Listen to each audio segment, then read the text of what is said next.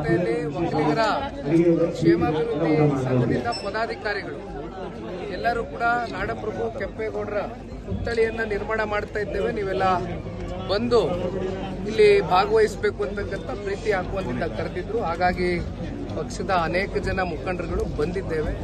ಬಂದು ಇಲ್ಲಿರ್ತಕ್ಕಂಥ ಗ್ರಾಮಸ್ಥರು ಮತ್ತೆ ಸಮಿತಿಯ ಎಲ್ಲ ಪದಾಧಿಕಾರಿಗಳಿಗೆ ಒಂದು ಗೌರವವನ್ನು ಸಲ್ಲಿಸಿದ್ದೇವೆ. ಸರ್, ಈಗ ರಾಜ್ಕುಮಾರ್ ಸ್ಮಾರಕಕ್ಕೆ ಜಾಗ ಕೊಟ್ಟರು ವಿಚಾರಕ್ಕೆ ಸಂಬಂಧಪಟ್ಟ ಚೇತನ್ ಅಹಿಂಸ ಅವರು ಈಗ ನಿಮ್ಗೆ ಮಾತಾಡೋದಕ್ಕೆ ಏನು ಅರ್ಹತೆ ಇದೆ, ಅವರು 3 ಬಾರಿ ಸೋಲಿಸಿದ್ದಾರೆ ಅನ್ನೋ ಅರ್ಥದಲ್ಲಿ ಈಗ ಇಲ್ಲಿ ಅವ್ರ ಬಗ್ಗೆ ಬೇಡ, ಬಟ್ ಒಂದು ವಿಚಾರ ನಾನಿಲ್ಲಿ ಚರ್ಚೆ ಮಾಡ್ಲಿಕ್ಕೆ ಬಯಸ್ತೇನೆ. ಡಾಕ್ಟರ್ ರಾಜ್ಕುಮಾರ್ ಅವ್ರನ್ನ ಇಡೀ ಕನ್ನಡ ನಾಡಿನ ಜನತೆ ಅಣ್ಣವರು ಅಂತಕ್ಕಂಥದ್ದು ಬಹುಶಃ ಮೊದಲನೇ ಅಣ್ಣನ ಸ್ಥಾನವನ್ನ ಕೊಟ್ಟಂಥದ್ದು ಅದು ಇಡೀ ಕನ್ನಡ ನಾಡಿನಲ್ಲಿ ಅದು ಡಾಕ್ಟರ್ ರಾಜ್ಕುಮಾರ್ ಅವರು. ಆ ಸ್ಥಾನ ಬಹುಶಃ ಅವರ ಒಂದು ಕಲಾಕ್ಷೇತ್ರದಲ್ಲಿ ಯಾವ ರೀತಿ ಇಡೀ ದೇಶ ಮತ್ತೆ ಅಕ್ಕಪಕ್ಕ ರಾಜ್ಯಗಳಲ್ಲಿ ಇರ್ತಕ್ಕಂಥ ಅನೇಕ ಜನ ಕಲಾವಿದರು ಕೂಡ ಅವರು ಯಾವ ರೀತಿ ನಟನೆಯನ್ನ ಮಾಡ್ಕೊಂಡು ಬಂದ್ರು, ಜೊತೆಯಲ್ಲಿ ಯಾವ್ಯಾವ ರೀತಿ ಸಮಾಜಕ್ಕೆ ಒಂದು ತಿದ್ದಿ ಬುದ್ಧಿ ಹೇಳ್ತಕ್ಕಂಥ ಅನೇಕ ಕಥೆಗಳನ್ನ ಆಯ್ಕೆ ಮಾಡಿ ಅದರ ಮೂಲಕ ಸಮಾಜವನ್ನ ಪರಿವರ್ತನೆ ಮಾಡ್ತಕ್ಕಂಥ ಮೇರು ನಟ ಅಂತಕ್ಕಂಥದ್ದು ಕರೆದ್ರೆ ಬಹುಶಃ ನಾವ್ಯಾರು ತಪ್ಪಾಗ್ಲಿಕ್ಕಿಲ್ಲ.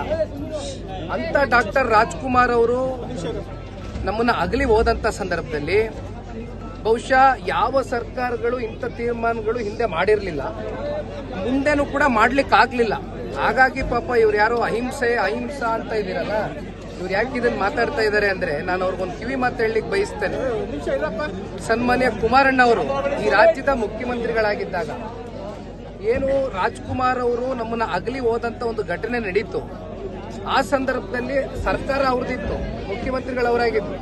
ಆಗ ಅವರು ತಗೊಂಡಂತ ಒಂದು ನಿರ್ಣಯ ಬಹುಶಃ ಮುಂಬರ್ತಕ್ಕಂಥ ದಿನಗಳಲ್ಲಿ ಇಂಥ ಘಟನೆಗಳು ಏನಾದರೂ ಕಲಾಕ್ಷೇತ್ರದಲ್ಲಿ ಸಾಧನೆಯನ್ನ ಮಾಡಿರ್ತಕ್ಕಂಥ ಕಲಾಭಿಮಾನಿಗಳಿಗೂ ಕೂಡ ಗೌರವ ಸಲ್ಲಿಸಬೇಕು. ಜೊತೆಯಲ್ಲಿ ಯಾರ್ಯಾರು ನಟರು ನಮ್ಮ ಒಂದು ಕರ್ನಾಟಕದ ಕ್ಷೇತ್ರಕ್ಕೆ ಒಂದು ಕೊಡುಗೆಯನ್ನ ಕೊಟ್ಟಿದ್ದಾರೆ, ಇಂಥ ದಿನಗಳೇನಾದರೂ ಎದುರು ನೋಡಿದಂಥ ಸಂದರ್ಭದಲ್ಲಿ ಮುಂಬರ್ತಕ್ಕಂಥ ಸರ್ಕಾರಗಳು ಈ ರೀತಿಯಾದಂಥ ಒಂದು ಗೌರವವನ್ನು ಅರ್ಪಿಸಬೇಕು ಅಂತಕ್ಕಂಥ ಹಿನ್ನೆಲೆಯಲ್ಲಿ ಒಂದು ಮಾರ್ಗದರ್ಶನವನ್ನು ನೀಡಿದಂಥದ್ದು ಸನ್ಮಾನ್ಯ ಕುಮಾರಣ್ಣವರು ಒಂದು ಮೇಲ್ಪಂಕ್ತಿಯನ್ನು ಹಾಕೊಟ್ರು.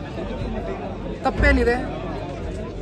ಈಗ ನಾನು ಇನ್ನೂ ಬಹಳ ನನ್ನ ಅಚ್ಚುಮೆಚ್ಚಿನ ಅಂಬರೀಷ್ ಅಣ್ಣ ಅವರು ನಿಧನರಾದಂಥ ಸಂದರ್ಭದಲ್ಲಿ ಬಹುಶಃ ಸನ್ಮಾನ್ಯ ಕುಮಾರಣ್ಣ ಅವರು ನಡ್ಕೊಂಡಂಥ ರೀತಿ ಏನಿತ್ತು, ಇದು ಬಹುಶಃ ನಾನು ಅಂಬರೀಷ್ ಅಣ್ಣನ ಏನು ಬಹಳ ಹತ್ತಿರದಿಂದ ನೋಡಿದ್ದೇನೆ. ಕುಮಾರಣ್ಣ ಅವರು ಮತ್ತೆ ಅವರ ಒಂದು ಸಂಬಂಧ ಮತ್ತೆ ಅವರ ಬಾಂಧವ್ಯ ಏನಿತ್ತು ಅದು ಇಂದಿನಿಂದ ಅಲ್ಲ. ಕನ್ನಡ ಚಿತ್ರರಂಗದಲ್ಲಿ ಹಂಚಿಕೆದಾರರಾಗಿ ನಿರ್ಮಾಪಕರಾದಂಥ ಕುಮಾರಣ್ಣ ಅವರು ಜೊತೆಯಲ್ಲಿ ಅಂಬರೀಷ್ ಅಣ್ಣ ಅವ್ರನ್ನ ರಾಜಕೀಯಕ್ಕೆ ಕರೆ ತರಲಿಕ್ಕೆ ನಿರಂತರವಾಗಿ ಅವ್ರ ಜೊತೆ ಇದ್ದಂಥ ಒಡನಾಟ ಆ ದಿನಗಳಲ್ಲಿ ನಾನು ಕೂಡ ಚಿಕ್ಕ ವಯಸ್ಸಿನ ಹುಡುಗ, ಅವ್ರನ್ನ ಅವತ್ತಿಂದ ನೋಡ್ಕೊಂಡ್ಬಂದ್ವು. ಕೊನೆಗೆ ಅವರು ನಮ್ಮನ್ನ ಬಿಟ್ಟೋದಂಥ ಸಂದರ್ಭದಲ್ಲಿ ಸನ್ಮಾನ್ಯ ಕುಮಾರಣ್ಣ ಅವರು 2ನೇ ಬಾರಿ ಮುಖ್ಯಮಂತ್ರಿಗಳಾಗಿದ್ದರು. ಆಗ ಅವ್ರಿಗೆ ಅರ್ಪಿಸಿದಂಥ ಗೌರವ ಅದೇ ಡಾಕ್ಟರ್ ವಿಷ್ಣುವರ್ಧನ್ ರವರು. ಅವರು ನಮ್ಮನ್ನು ಅಗಲೋದಂಥ ಸಂದರ್ಭದಲ್ಲಿ ಸರ್ಕಾರಗಳು ಯಾವ ರೀತಿ ಗೌರವ ಅರ್ಪಿಸಿದ್ರು? ಯಾಕೆ ಅವ್ರಿಗೆ ಸ್ಮಾರಕ ಕೊಡಬಾರ್ದಾಗಿತ್ತು? ನಾವೇನು ಬೇಡ ಅಂದಿದ್ವಾ?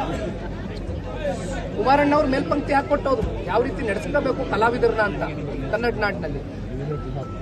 ಇದನ್ನ ಮಾಡ್ಬೋದಾಗಿತ್ತಲ್ಲ ಮುಂಬಂತ ಸರ್ಕಾರಗಳಲ್ಲಿ. ಅದೆಂತದೋ ಫ್ಯಾನ್ ಮಾರು ಗೀನ್ ಮಾರು ಅನ್ನೋದಕ್ಕೆ ಯಾರಪ್ಪ ಸೃಷ್ಟಿ ಮಾಡಿರೋದು? ಗೌರವ ಕೊಡೋದೇ ತಪ್ಪ? ಸರ್, ಇಷ್ಟು ವರ್ಷ ಅವ್ರಿಗೆಲ್ಲ ಏನ್ರಿ ಮಾತಾಡ್ತೀರಾ ರೀ? ಬಂದೊಂದು ಚುನಾವಣೆ ನಿಂತ್ಕೊಳಕ್ ದಮ್ಮಿದ್ರೆ ಮನೇಲಿ ಕೂತ್ಕೊಂಡು ಅಲ್ಲೆಲ್ಲ ಟ್ವಿಟರ್ ಅಲ್ಲಿ ಅದೆಂತದೋ ಬರವಣಿಗೆ ನನಗೂ 1000 ಬರೀತೀನಿ ಈ ತರ ಅವ್ರ ಬಗ್ಗೆ. ಹೆಚ್ಚಿನ ವಿಡಿಯೋಗಳಿಗೆ ಪ್ರತಿಧ್ವನಿ ಯೂಟ್ಯೂಬ್ ಚಾನೆಲ್ ಸಬ್ಸ್ಕ್ರೈಬ್ ಮಾಡಿ, ಬೆಲ್ ಐಕಾನ್ ಕ್ಲಿಕ್ ಮಾಡಿ.